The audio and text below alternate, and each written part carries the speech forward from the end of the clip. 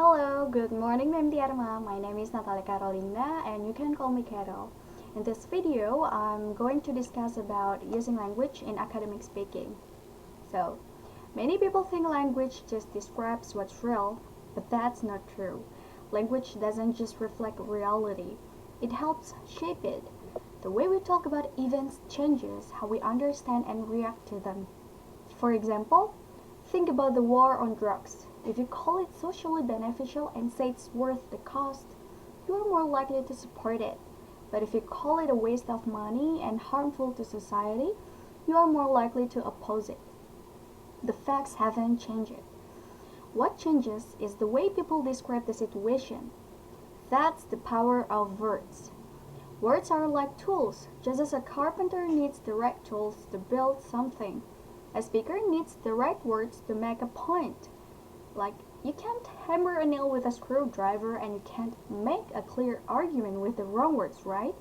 So, good speakers know how to use the words well. They understand not just the obvious meaning, but also the deeper ones. They choose words that are clear, vivid, respectful, and right for the audience.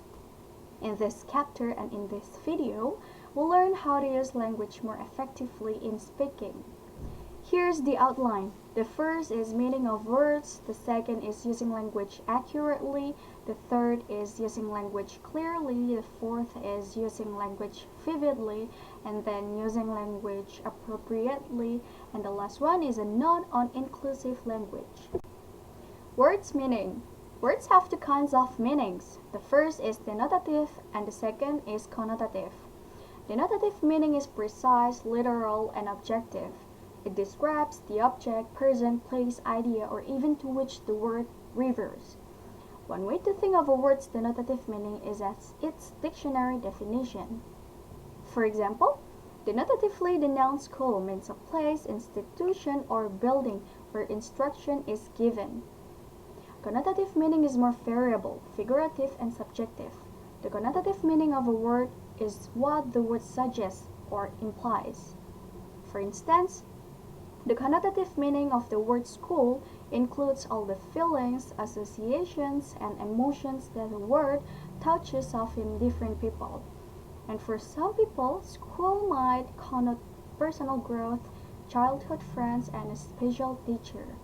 And for others, it might connote frustration, discipline, and boring homework assignments.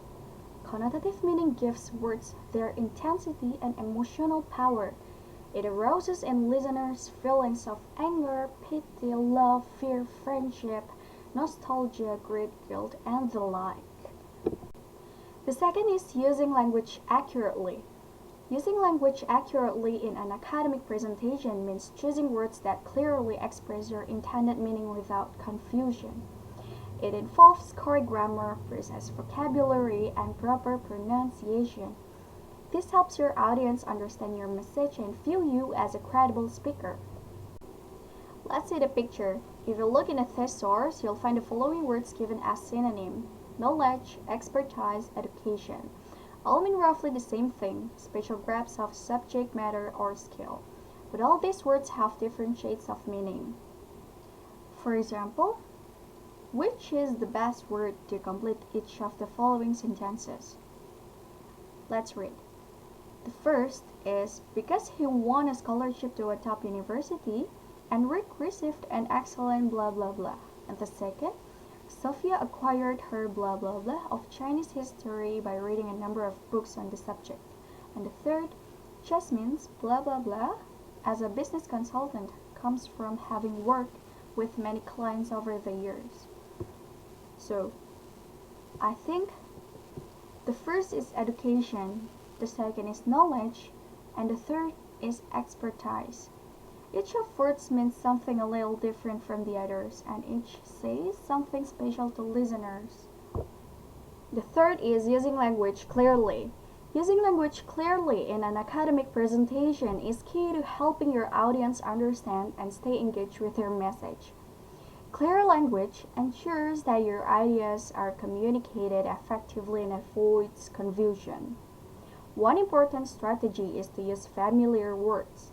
This means choosing simple, everyday vocabulary that your audience can easily understand, rather than using complex or technical jargon that might confuse them. Also, we can choose concrete words, which refer to specific, tangible things rather than vague or abstract concepts. This makes your ideas more vivid and relatable. Finally, it's essential to eliminate clutter by removing unnecessary words and simplifying long or wordy sentences. This keeps your speech direct, focused, and easier to follow. Together, these strategies make your language more precise, engaging, and impactful. Using language vividly helps capture your audience's attention and makes your message more memorable. One powerful way to do this is through imagery, which involves using words that appeal to the sense and create strong mental pictures. Concrete words are especially useful here, as they describe specific, tangible things that listeners can easily visualize. Figurative language also enhances vividness. Similes compare two things using like or as, while metaphors make direct comparisons, helping abstract ideas become more relatable and impactful. The rhythm of your speech can also influence how your message is received. Devices like parallelism, repeating similar grammatical structures, create a pleasing flow and emphasize key points. Repetition reinforces important ideas by echoing them throughout your talk. Alliteration or repeating initial consonant sounds can add a poetic quality and help phrases stick in the listener's memory. Lastly, antithesis highlights contrast by placing opposing ideas side by side, making your arguments more dynamic and persuasive. When used thoughtfully, these techniques bring energy, clarity, and style to academic speaking.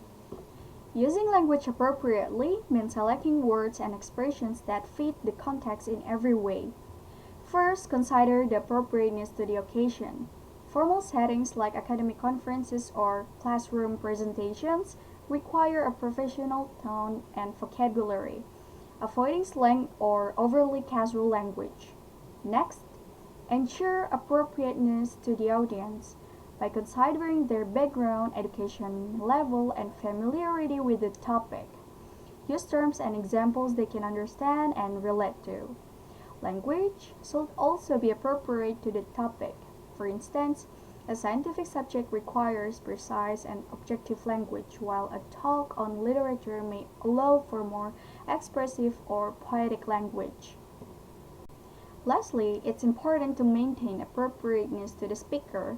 Your language should reflect your own voice and credibility. Don't try to sound overly academic if it doesn't come naturally. Instead, aim for clear, confident, and respectful communication that stays true to who you are while meeting the expectations of your audience and context. Inclusive language means using words that respect and acknowledge all people, regardless of gender, race, religion, disability, or sexual orientation. It avoids terms that stereotype, demean, or exclude others. By using inclusive language, speakers create a respectful and welcoming environment for everyone in the audience. I think that's all from me. Thank you for your attention and thanks for watching.